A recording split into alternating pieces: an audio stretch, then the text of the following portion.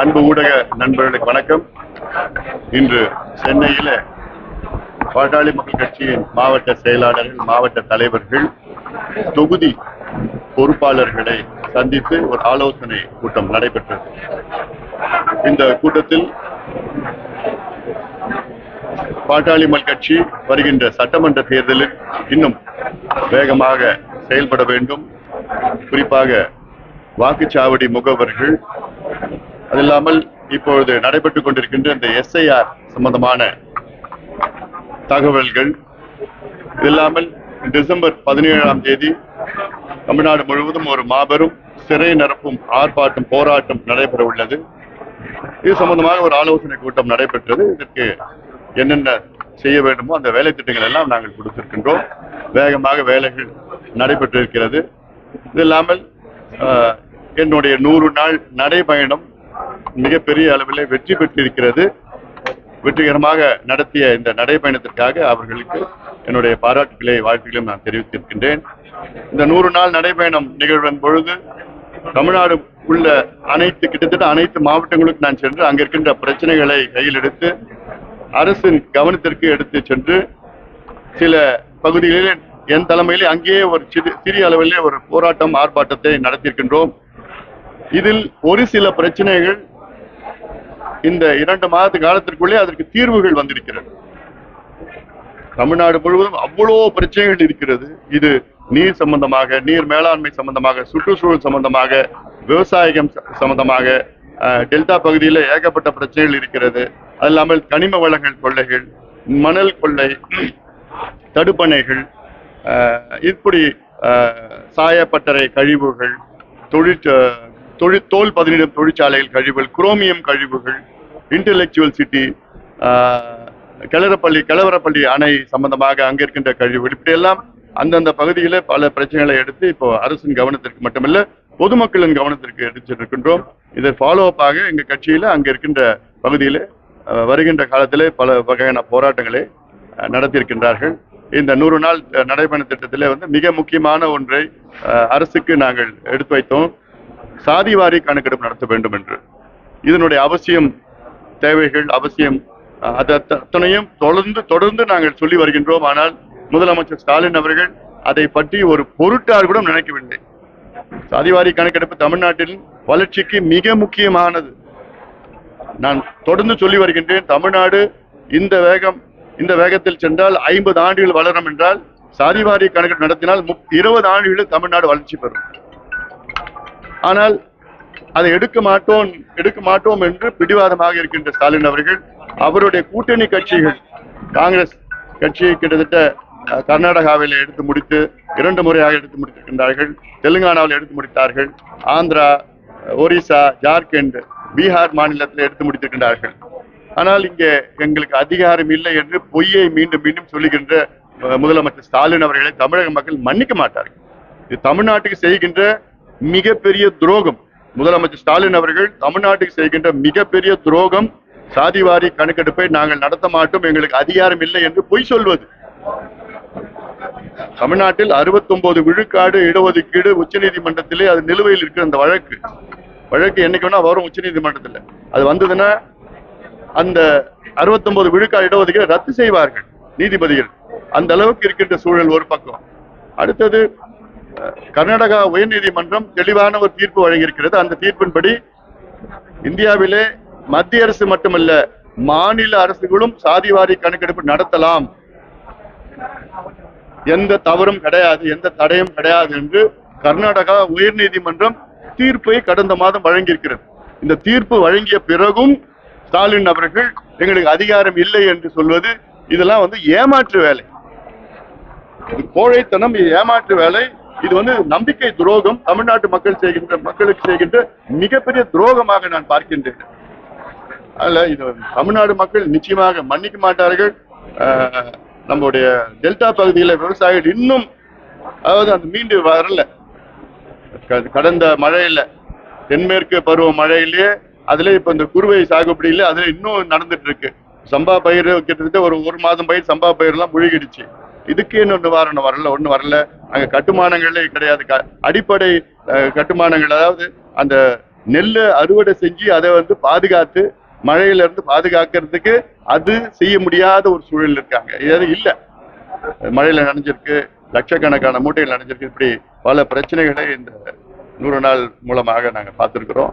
அதனால கேள்விகள் எதாவது இருக்குங்களா? ஆனா நேற்று வந்து வாக்காளர்களுக்கு எதிராக தமிழக மக்கள் எஸ்ஐஆர் வந்து அந்த பிரச்சனை வந்து திமுக தமிழ்நாடு முழுக்க போராட்டம் பண்ணாங்க. திமுக நிலைப்பாடு என்ன பண்ணிக்கிட்டு? திமுக வந்து தமிழ்நாட்டில் திமுக மீது மக்கள் மிகுந்த கோபத்தில் இருக்கின்றார்கள். இதுதான் நான் களத்துல நான் பார்த்திருக்கிறேன். இந்த 100 நாள் நடைபயணத்துல சாதாரண கோபம் கிடையாது. இப்போ ஒரு அலையா வீசிட்டு இருக்குது. இந்த அலை வந்து இன்னொரு 3 மாதத்துல பேரலையா சுனாமியா வந்து திமுக ஆட்சியை நிச்சயமாக அகற்றும். அந்த அளவுக்கு கோபத்தில் ஆத்திரத்தில் இருக்கின்றார்கள். ஏன்னா மக்களுக்கு எதுவுமே நடக்கல, வெறும் அறிவிப்புகள் தான் வந்திருக்கு. தேர்தலுக்கு முன்பு வெறும் அறிவிப்புகள் தான் வந்தது, தேர்தலுக்கு பிறகு வெறும் அறிவிப்புகள் தான் வந்திருக்கிறது. விளம்பர அரசு இது வந்து ஒரு advertisement government. DMK is just an advertisement government. வெறும் அட்வர்டைஸ்மெண்ட், விளம்பரம், அவ்வளவுதான். அறிவிப்புகள் இன்னொரு 4 மாதம் தான் இருக்கு, இன்னும் 3 மாதம் தான் இருக்கு. இந்த 3 மாதத்துல இவங்க ஆட்சி போகுது. இப்ப வந்து இவ்வளவு திட்டங்கள் இன்னைக்கு அறிவிக்கிறதுல என்ன அர்த்தம்? இந்த திட்டம் 3 ஆண்டுகளுக்கு முன்பு அறிவிச்சிருக்கணும். இப்ப கடைசி 3 மாதத்துல அறிவிச்சு அந்த திட்டம் எங்க போகுது, என்ன நடைமுறையில் வரப்போகுது, அதுக்கு என்ன நிதி இருக்கு? இப்படி தினம் ஒரு ஏமாற்று திட்டத்தை அறிவிச்சிருக்காங்க ஒரு பக்கம். ரெண்டாவது வந்து இந்த எஸ்ஐஆர் சம்பந்தமான திமுக நடத்திய போராட்டம் வந்து இது தேவையில்லாத ஒன்று. காரணம், எஸ்ஐஆர் என்பது தேர்தல் வாக்காளர்களை சரி செய்கின்ற ஒரு செயல். இது 2002, 2004, 2005 செய்யப்பட்டது. ஏன்னா இடைக்காலத்துல எத்தனை பேர் இறந்திருக்கிறாங்க, எத்தனை கள்ள ஓட்டு இருக்கு, எத்தனை பேருக்கு 2 வாக்குகள் இருக்கு, 2 இடத்துல வாக்குகள் இருக்கு, இதெல்லாம் களையெடுக்கணும். ஏன்னா கடந்த தேர்தல் நேரத்துல, இடைத்தேர்தல் நேரத்துல நம்ம பார்த்த ஆர்கே நகரும் சரி, ஈரோடு இடைத்தேர்தல 44,000 கள்ள ஓட்டு. ஒவ்வொரு தொகுதியிலும் இப்ப கிட்டத்தட்ட ஒரு 8,000 பேர் 10,000 பேர் வந்து இறந்திருக்கின்றார்கள். அவங்க பேர்லாம் நீக்கணும். 2 வாக்குகள் வைத்திருக்கிறத நீக்கணும். இப்ப தகவல் தொழில்நுட்பம் எல்லாம் வந்துடுச்சு, இன்ஃபர்மேஷன் டெக்னாலஜி வந்துடுச்சு. அந்த தொழில்நுட்பத்தை வைத்து ஒருவருக்கு ஒரு வாக்கு தான், அதுவும் உயிரோடு இருக்கின்றவர்களுக்கு வாக்குகள். இது ஏன் செய்யக்கூடாதுன்னு திமுக சொல்லுது? என்ன பிரச்சனை? இப்ப இந்த பிஎல்ஓ யாரு? பிஎல்ஓ மாநில அரசினுடைய அதிகாரிகள், தமிழ்நாடு அரசினுடைய அதிகாரிகள். தேர்தல் ஆணையம் அவங்கள பயன்படுத்துறாங்க, அவ்வளவுதான். இவங்க தேர்தல் ஆணையத்துக்கு சொந்தக்காரங்க எல்லாம் கிடையாது. அவங்க எப்படி நம்ம தவறு செய்ய போறாங்க? மாநில அரசு மீறி யாராவது தவறு செய்ய முடியுமா? ஆனா அது மீறி வந்து திமுக தவறு செஞ்சுட்டு இருக்காங்க. நான் பார்த்துட்டு தான் இருக்கிறோம். எத்தனையோ காணொலி காட்சிகள் வந்திருக்குது, எங்களுக்கு வாட்ஸ்அப்ல வருது, வீடியோஸ் வருது. திமுக காரங்க உட்கார்ந்துட்டு சரி செஞ்சுட்டு இருக்காங்க, லிஸ்ட சரி செஞ்சுட்டு இருக்காங்க. அதனால இது திமுக நேற்று செய்த போராட்டம் வந்து மக்கள் அவர்கள் மீது இருக்கின்ற கோபத்தை திசை திருப்புகின்ற ஒரு செயலா நான் பாக்குறேன். கோபம் ஒரு பக்கம், எந்த திட்டமும் நடைமுறையில இல்ல. இவங்க 505 வாக்குறுதிகள் கொடுத்தாங்க, அதுல 66 தான் நிறைவேற்றிருக்கிறாங்க. அதுல வாக்குறுதியில மிகப்பெரிய தோல்வி அடைந்திருக்கின்றார்கள் நிறைவேற்றுவதில். அது மட்டுமில்ல, தினம் ஊழல், 888 கோடி ரூபாய் ஊழல். இது நகராட்சி நிர்வாகத்துல இடி வந்து கிட்டத்தட்ட 250 பக்கம் குற்றப்பத்திரிகை வந்து தமிழ்நாடு காவல்துறை கொடுத்திருக்கு. ஆனா அதை மீறி நடவடிக்கை எடுக்க, அதை வச்சு நடவடிக்கை எடுக்க போறது கிடையாது. பள்ளிக்கரணை சதுப்பு நிலம் 2000 கோடி ஊழல். கனிம வள கொள்ளை தென் மாவட்டத்துல 3 மாவட்டத்தில் கனிம வள கொள்ளை 1000 கோடி. மணல் கொள்ளையில 4800 கோடி. டாஸ்மார்க் ஊழல், டாஸ்மார்க்ல சும்மா போக்குவரத்து மட்டும் 1000 கோடி ஊழல். ஆனா டாஸ்மார்க்ல கிட்டத்தட்ட 30,000 கோடி ஊழல் வந்திருக்கிறாங்க. நெல் எடுத்துட்டு போறதுல 200 கோடி. இப்படி ஒவ்வொன்றும் ஊழல் தினம் வந்துட்டு இருக்கு. ஆனால் மக்கள் இவங்க மேல மிகுந்த கோபத்தில் இருக்கிறாங்க, திமுக மீது. அது திசை திருப்புகின்ற வகையில பிஜேபி பண்ணிட்டாங்க, மத்திய அரசு எஸ்ஐஆர் பண்ணிட்டாங்க. என்ன எஸ்ஐஆர்னா என்ன? ஒரு தேர்தல் அங்க வாக்காளர்களை பட்டியல வந்து சரி செய்யறதுதான் எஸ்ஐஆர், அவ்வளவுதான். இதுல எப்படி ஏமாத்த முடியும்? யார் ஏமாத்த முடியும்? இதுல ஏமாத்துறதுன்னா திமுக தான் ஏமாத்த முடியும். திமுகவை யாரும் ஏமாத்த முடியாது. இந்த விஷயத்துல எல்லாமே கிளீனா பட்டியல் வச்சிருக்கிறாங்க, லிஸ்ட் வச்சிருக்கிறாங்க, எல்லாம் வச்சிருக்கிறாங்க. அதாவது சயின்டிபிக் கரப்ஷன்னா திமுக தான். ஆனா இதுல போய் திமுக போய் இந்த விஷயத்துல ஏமாத்த முடியுமா? அதுவும் திமுக ஆளுங்கட்சிங்க.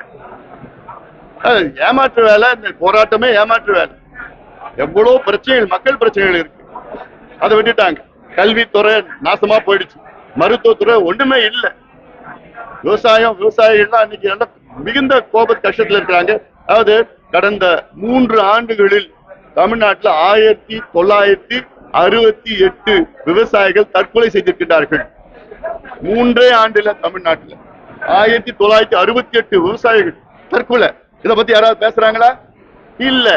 இது போன்ற செயல்களில் திசை திருப்புவதற்காக மத்திய அரசு SIR அவங்க ஓட்டு எடுத்துட்டு போயிடுவாங்க. எங்க எடுத்துட்டு போக முடியும்? எப்படி எடுத்துட்டு போக முடியும்? இப்ப இருக்கிற டெக்னாலஜி யார் வேணா கேட்கலாமே. இப்போ டிராஃப்ட் லிஸ்ட் வந்து டிசம்பர் 7ஆம் தேதி 8ஆம் தேதி வெளியிட போறாங்க. அதுல சரி பார்க்கறதுக்கு ஜனவரி 31 வரைக்கும் டைம் இருக்கு. அதனால இது எல்லா கட்சிகளும் தான் பொருந்தும். இது ஒண்ணுமே நடக்காதது ஐயோ புலி வந்துருச்சுன்னு சொல்ற கதை தான் இப்ப திமுக செய்யறது. ஒண்ணுமே வரல, ஒண்ணும் நடக்க போறது கிடையாது. அதாவது இவங்க கிட்ட இருந்து தான் காப்பாத்தணும், திமுக கிட்ட இருந்து தான் காப்பாத்தணும். இந்த SIR அது மாத்தி இவங்களுக்கு முன்கூட்டியே இவங்க போய் விளம்பரத்துக்காக ஒரு போராட்டம் பண்ணிட்டு இருக்காங்க. நேற்று பீகார்ல எலெக்ஷன் முடிஞ்சிருக்கு. அதுக்கப்புறம் எக்ஸிட் போல் பண்றாங்க, தேர்தல் கணிப்பு. அதுல முழுக்க பாருங்க, இன்னொரு 14ஆம் தேதி இன்னொரு கருத்து கணிப்பு இல்ல, கருத்து திணிப்பு போலியா சொல்றாங்க அப்படிங்கிற மாதிரி சொல்லியிருக்காங்க காங்கிரஸோட. அது என்ன? அதாவது ஒரு ஊடகம் செஞ்சு சொன்னா பரவாயில்ல, எல்லா ஊடகமும் அந்த கருத்தை தான் ஒரே கருத்தை தான் சொல்லியிருக்கிறாங்க. ஆனாலும் 2 நாள் பொறுத்து பார்க்கலாம். நன்றி.